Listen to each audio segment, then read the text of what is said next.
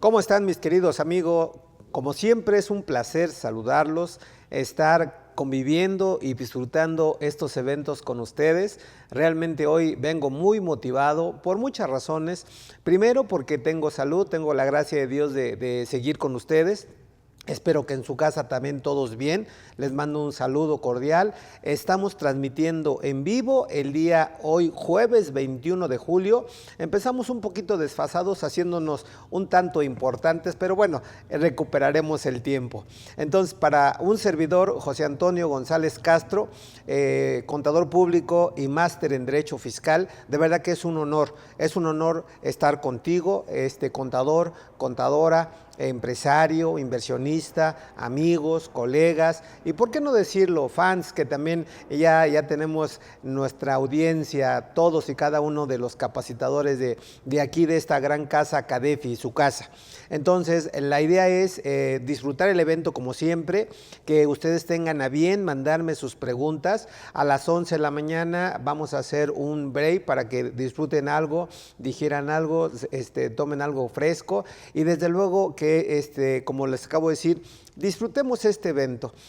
También debo de comentarles anuncios parroquiales que el día de mañana, viernes 22 de julio, empieza la transmisión del máster en impuestos que hoy tengo la dicha de dirigirme a ustedes, empezando con un diplomado de impuestos sobre la renta, que está interesante, de verdad, está muy interesante, en donde se ven varios enfoques, la parte civil, la parte constitucional, desde luego la parte del código, la parte de ICR, el reglamento, la resolución miscelánea. O sea, está interesante, espero que lo disfrutes, porque realmente está dirigido para ti. 40 horas efectivas, en donde realmente hablamos de todo y cada uno de las aristas de impuesto a la renta. También estén pendientes de que la próxima semana estaremos transmitiendo un evento de contabilidad para no contadores. Si por ahí tienes alguna dudilla de cómo hacer un registro contable, pues acércate a este evento.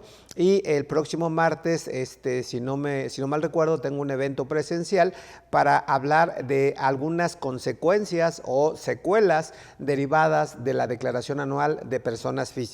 Entonces, son eventos que están pensados, están programados para ti, para que realmente tengas un bagaje de conocimientos un tantito más amplio, en donde realmente hay mucho que estudiar. Pero bueno, sin quitarles más el tiempo, vamos a iniciar. Su servidor y amigo, José Antonio González. Ya saben que me pueden decir contador, me pueden decir José Antonio, me pueden decir Toño, me pueden decir maestro. Yo de verdad que me adecuo a su interés, desde luego, a su forma de dirigirse conmigo y por qué no decirlo también, soy muy agradecido con ustedes, con Dios, porque hoy tengan a bien estar con nosotros, compartir estos foros y desde luego honrado como siempre. Y bueno, pues un saludo, un abrazo y como dicen por ahí los buenos en estos menesteres, comenzamos. Entonces ya va a aparecer a cuadro la primera lámina del material que ya está a su disposición, en donde el evento de hoy se llama Dividendos y Reducción de Capital. Si bien es cierto el enfoque fiscal, pero pues como siempre un servidor siempre tiene la intención de sumar un poquito más, de dar un valor agregado más. Vamos a ver precisamente lo que es la parte jurídica, básicamente atendiendo a la Ley General de Sociedades Mercantiles, algunas referencias al Código de Comercio, desde luego la parte central, la Ley del Impuesto sobre la Renta, algunas referencias también a la resolución miscelánea y veremos también, por qué no decirlo, la parte contable, cómo se hacen asientos contables. Y desde luego en dividendos, pues estamos de acuerdo que un accionista puede ser, por regla general, una persona física, pero también puede ser una persona moral. Y es importante el comentario, amigos, porque hoy por hoy cuando quieren hacer movimientos, estrategias y demás, simplemente algunos dicen, oye, yo quiero retirar dividendos o quiero retirar salarios o quiero retirar asimilables, dependiendo obviamente del perfil del socio, la actividad, la función que realice y la pregunta que yo siempre les hago, oye, ¿a dónde quieres que llegue el dinero? ¿Lo quieres tener tú para el vivir día con día? ¿Lo quieres reasignar a uno de tus familiares? ¿Lo quieres inyectar a otra empresa? Es decir, tenemos que conocer todo el esquema, todo el panorama, amigos, para que realmente sepamos cuál es la dirección que debemos de tomar. Y dicho esto, también veremos que hoy por hoy una opción muy buena es que si hoy una persona moral quiere ser socia de otra persona moral, aclaro, residente en México, en los términos del artículo 9 del Código. Es importante este comentario porque ya veremos que la ley del impuesto a la renta señala que el decreto de dividendos entre personas morales residentes en México es un ingreso contable, no fiscal. En otras palabras, es un ingreso no acumulable. Y es interesante esto porque, por eso les decía, que hay que identificar realmente el destino de los dineros para que tengamos el beneficio fiscal que a lo mejor uno desea o persigue. Permítanme comentarles una experiencia de un cliente que en su momento decía, oye, mira, mi hijo se va a casar y al casarse, pues yo le quiero regalar una casa. Y bueno, a lo mejor es bueno o a lo mejor es malo, pero siempre quieren sacarle el recurso a la empresa. Entonces me decía, oye, pues yo quiero comprar una casa, la casita en su momento valía 10 millones de pesos. Entonces yo le preguntaba al socio principal de la empresa, oye, ¿y de dónde quieres sacar el dinero? Ah, pues de la empresa. Y siempre ponen una característica o un requisito. ¿Y cuál es el requisito? Pues que no pague impuestos sobre la renta. Bueno, pues vamos a ver qué se puede hacer. Entonces, como un buen abogado decía, amigo personal decía, para que tú brindes una asesoría, una estrategia, pues tienes que conocer al contribuyente, su régimen conyugal, cómo está registrado en Hacienda, cuáles son, por ejemplo, cómo está integrado su patrimonio, si tiene o no tiene hijos, etcétera, etcétera. Ahora, ¿por qué todo esto, amigos? En conclusión de este primer ejemplo, de que observando la empresa tenía utilidades acumuladas, primer dato. Segundo dato, tenía flujo de efectivo, y esto es bien importante, ¿Por qué razón?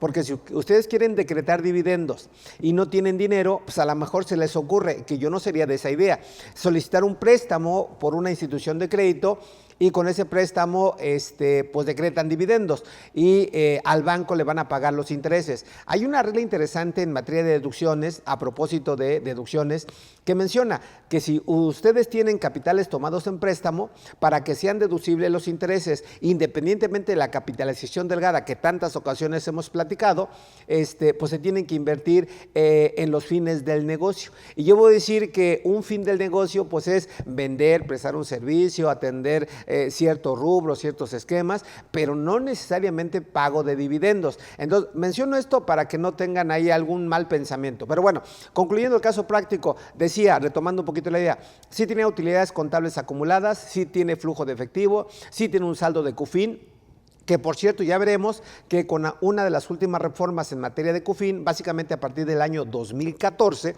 deben llevar dos tipos de CUFINes, la generada hasta el 2013 y la que se genera a partir del 2014. Que un dato curioso y una crítica constructiva es que en su momento, ustedes recordarán, de que sí en la declaración anual como datos informativos desglosaba el CUFIN hasta el 2013 y CUFIN generada hasta el 2014. Sin embargo, hoy por hoy ya no viene esa separación y es importante porque en eso radica el retener o no el 10% de impuestos sobre la renta por decreto de dividendos. Ya me estoy adelantando un poquito, pero bueno, termino el casito práctico.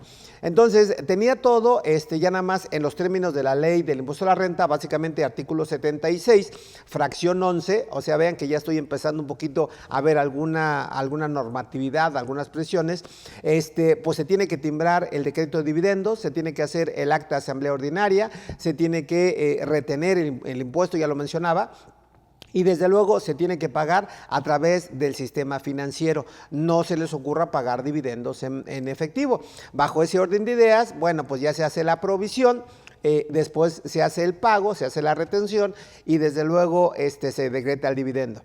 Ya teniendo el dividendo, uno de los principales socios, que era la idea, se prevé hacer un contrato de donación para efecto de donarle ese dinero que quiere su hijo para que el hijo como tal compre su casa, y ustedes sabrán que los términos del artículo 93 de la ley de renta, que nos habla de los ingresos exentos de ascendientes o descendientes en línea recta o entre cónyuges sin límite de montos, yo puedo donar y no se paga un impuesto. Lo más que tenemos como obligación es presentar una declaración informativa señalando que es un donativo, ¿de acuerdo? Para efectos de que el SAT lo sepa. Y ese donativo, para que se informe, debe de ser superior a 600,000 pesos, que en este caso pues fueron 10 millones de pesos. Por lo tanto, cerramos el círculo y la pregunta es, ¿cuánto se pagó de impuesto? Pues nada, porque obviamente estamos teniendo todos los elementos que se requieren para ese decreto de dividendos. Entonces, en ese orden de ideas, amigos, viene esta plática, este curso para ustedes. La idea es que preparen sus preguntas y bueno, antes de continuar, quiero mandar un saludo a todos mis amigos, de verdad que me hacen favor de sintonizarme, en particular a uno que quiero mucho, que ya por la edad ya no puede trasladarse a los eventos, y me refiero al contador Ulises, que realmente ha tenido la dicha, ha tenido la gracia y ha tenido obviamente la atención de apoyarme, de brindarme su amistad y desde luego, bueno, pues quiero mandarle un saludo a mi querido Uli. Uli, este curso es para ti. Entonces, empezamos, amigos, empezamos. Aquí les comparto un acercamiento a una definición de lo que es dividendo. Y bueno, pues sin pretender leerlo, simplemente es cuando un accionista invierte en una empresa, creo que la intención de esa inversión, ¿de acuerdo?, es que a futuro genere rendimientos, genere utilidades, genere rentabilidad, desde luego la empresa. ¿Me explicó? Y bueno, pues ya teniendo esos beneficios por parte de la empresa y en la calidad de accionista, pues desde luego, ¿cuál es la intención? Que yo pueda hacer un acta de asamblea, ya lo mencioné, para que en su caso se haga un decreto de dividendos. Obviamente cuidando varias aristas, como ya las platiqué, ¿no? Tener la parte contable, si tienen pérdidas contables, pues hay que atender antes que nada las pérdidas contables, porque no se vale decretar dividendos si no hay el dato o la fuente o la cuenta o el rubro de dónde van a salir. Entonces, el decreto de dividendos, ¿qué es? Simplemente es el derecho económico que tienen los socios precisamente para que tengan un beneficio económico, ¿de acuerdo? Para efectos de que con ese beneficio económico se vean compensados con la inversión que en su momento tienen derecho. Y como también vamos a hablar de reembolso de capital, haré comentarios paralelos, más que nada por cuestión de tiempos, porque nunca es suficiente el tiempo para cualquier tema. Bien, un primer comentario a propósito de esto es que ahorita está muy de moda, por cuestión de pandemia, por cuestión de economía, por cuestión de flujo de efectivo y demás, está muy de moda de que muchas empresas, y precisamente con el amigo que platiqué, que mencioné ahorita, tiene un cliente que está en proceso de disolución y liquidación.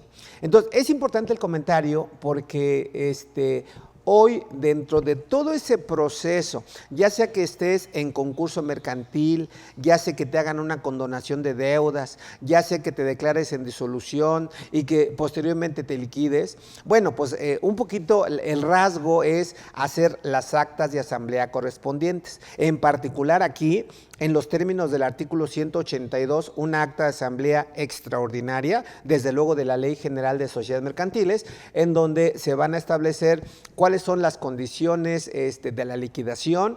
Se va a nombrar un liquidador, que ese liquidador va a ser el responsable solidario de pagar lo que se tiene que pagar, de cobrar lo que se tiene que cobrar. Y quiero llegar a la siguiente reflexión, que ya que se estén depurando los estados financieros, pues puede quedar un remanente dentro del capital, ¿de acuerdo? Que ese remanente se le tiene que distribuir a los socios. Y es donde precisamente viene la mecánica número 1 del artículo 78 de la Ley de Renta, que nos habla básicamente de dos conceptos. La primera, cómo se integra la cuenta de utilidad, la cuenta de capital de aportación, número 1, la famosa CUCA.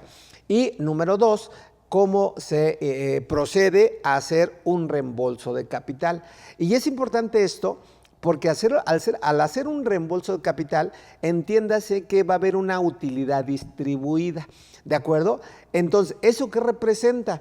Que derivado de la mecánica que veremos en su oportunidad, el artículo 78 de renta me dice, vas a comparar el valor de reembolso de capital con la cuca por acción, ¿de acuerdo? Entonces, ¿cómo sacas la cuca por acción? Pues creo que es algo sensato, algo lógico.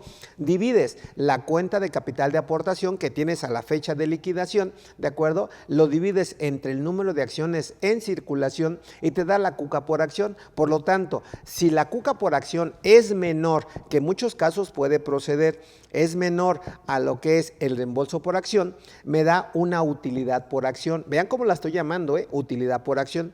Y eso le puedo restar inclusive, para que vean la importancia de la CUFIN, ahora sí, cuenta de utilidad fiscal neta, le puedo restar la CUFIN proporcional atendiendo al número de acciones que voy a reembolsar por cada uno de los accionistas. Entonces, como es proporcional, no puedo meter la totalidad de la CUFIN. ¿Estamos de acuerdo? Tengo que sacar una regla de 3. Ya lo veremos. Pero aquí el punto es que si sigue prevaleciendo la utilidad que es mayor a la cuca y es mayor a la CUFIN proporcional, pues desde luego a esa utilidad que sigue siendo utilidad, se le va a aplicar el famoso factor de piramidación, que también aquí retomaremos, el factor de 1.4286. Y sobre esa línea, pues voy a multiplicarlo por el 30%. ¿Queda claro? Ahora, ¿por qué menciono esto, señores? Porque eso también provoca el pago de un impuesto, ¿de acuerdo? Que impuesto que de entrada lo paga la persona moral. Pero si ustedes checan el artículo 140, primer párrafo, tanto el dividendo como las utilidades distribuidas, es un ingreso acumulable para las personas físicas y esto debe de estar reflejado en su declaración anual. Por lo tanto, hay que tener muy presente de que se tienen que ir combinando estas cuentas que acabo de mencionar, la cuenta de capital de aportación, la CUCA, la CUFIN y desde luego el reembolso de acciones y el decreto de dividendos. Y de ahí sale precisamente este curso que está dirigido para ti. Entonces, en conclusión, el dividendo es el beneficio a favor del trabajador, que ese beneficio, dependiendo los números, pues puede o no causar impuestos sobre la renta.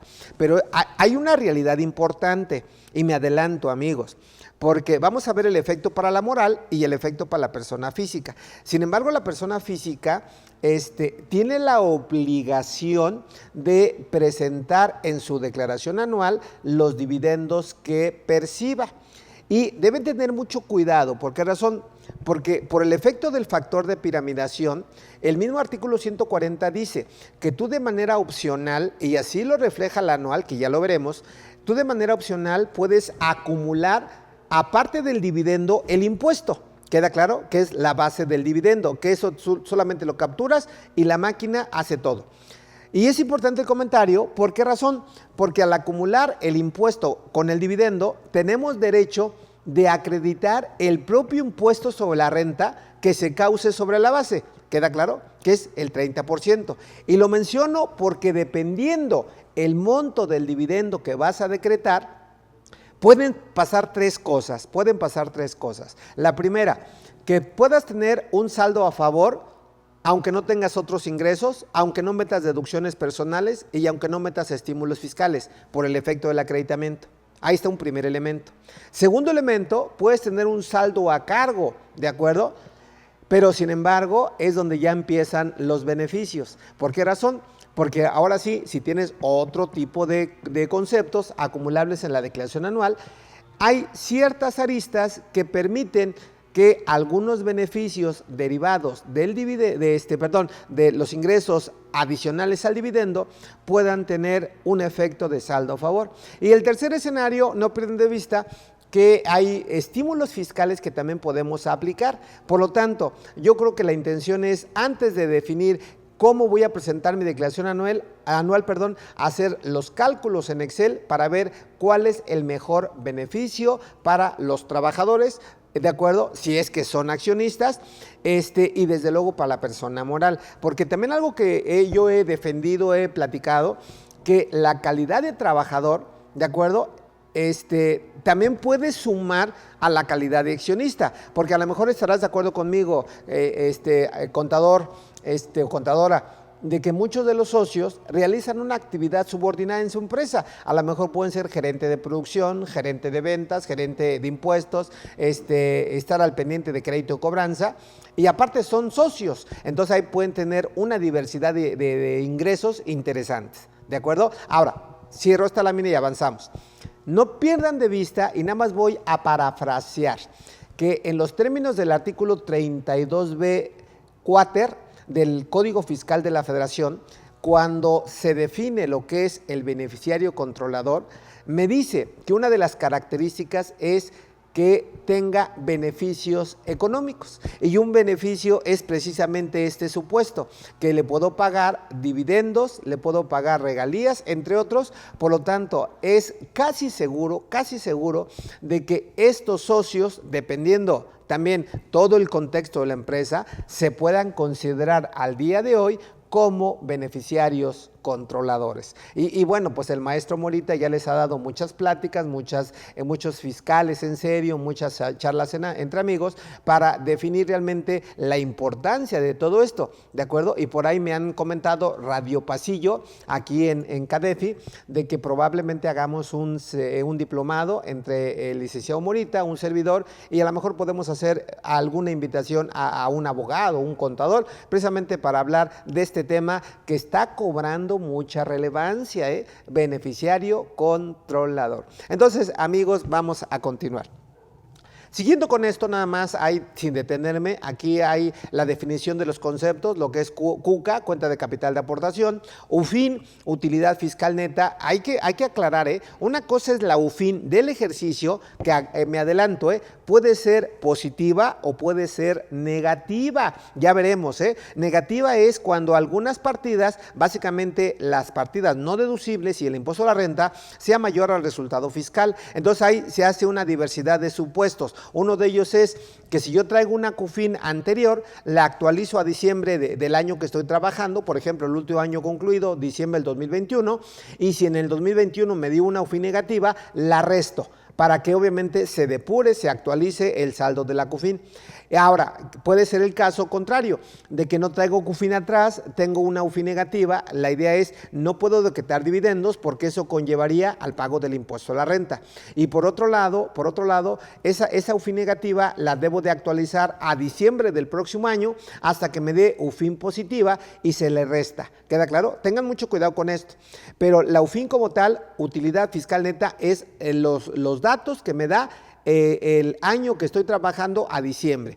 Y la CUFIN es cuando vienen UFINes de años pasados actualizadas, o le sumo dividendos o le resto dividendos, dependiendo del supuesto, y ya deja de llamarse UFIN y se convierte en CUFIN. Sin embargo, un elemento importante, y les doy así como que tips, es que ese saldo de CUFIN también puede representar, como todos ustedes saben, en los términos del artículo 10, primer párrafo de renta, que el decreto de dividendos se vaya limpio de impuesto a la renta y no se pague impuesto. Pero esto es independiente, repito, de la retención del 10% que viene en el artículo 140, segundo párrafo de la misma ley del impuesto a la renta. Ahí para que tengan el dato. La CUFIN, cuenta de utilidad fiscal neta, le estoy dando los fundamentos 77 y 78, CUCA 78, CUFIN 77. Y desde luego hay conceptos que a lo mejor ustedes, amigos, no les recuerdan, como la UFIRE, utilidad fiscal reinvertida, la UFINRE, utilidad fiscal neta reinvertida, y la CUFINRE, cuenta de utilidad fiscal neta reinvertida. Ahora, ¿por qué los menciono? Porque a lo mejor en la declaración anual o en algunas referencias en artículos transitorios o la propia ley de impuesto a la renta puede hacer alusión a estas cuentas. Y es importante el comentario porque en el año 2000, para precisar y no decirles mentira, 1999, 2000 y 2001, nacieron estas cuentas en donde la mecánica te permitía hacer un diferimiento del 3 al 5% de impuesto. Entonces, ¿cuál era la idea? que no pagabas esos impuestos, de ahí el nacimiento de estas cuentas, en particular la UFIRE, para efectos de que cuando tú decretaras dividendos, que esa es la magia de estas cuentas, que lo primero que se tenga que pagar es precisamente el diferimiento del 3 o el 5%, dependiendo cuánto hayas diferido. Entonces tengan cuidado porque a lo mejor sus cuentas vienen con saldos de entonces tenemos que hacer este tipo de precisiones y desde luego sí se tendría que pagar, repito, el 3 o el 5% del impuesto que se difirió en su momento, ¿de acuerdo? Pero bueno, ahí están las cuentas que en su momento aplican.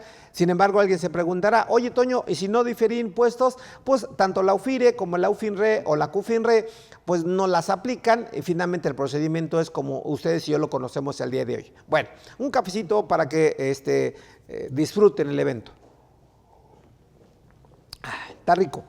Ahora, aquí no hay que olvidar que es parte del diplomado que hoy estoy preparando para ustedes, de que hoy la Constitución sigue mencionando en su famoso artículo 31, fracción cuarta, la obligación de contribuir al gasto público. De aquí sale precisamente todo el tema fiscal, viene aquí, se puede decir de manera general, que está la obligación de pagar el impuesto a la renta.